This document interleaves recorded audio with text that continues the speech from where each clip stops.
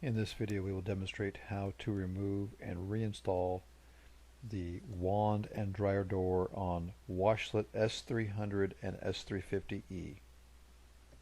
Lift open the wand door, pull the tab to the left and then to the right. Reverse the order to reinstall.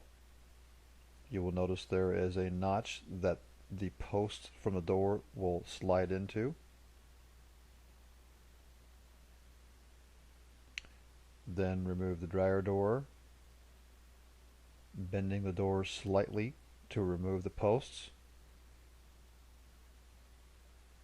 Reinstall the opposite direction that you removed, ensuring the posts line up with the notches inside of the chassis. Once installed correctly, both doors should open and close freely.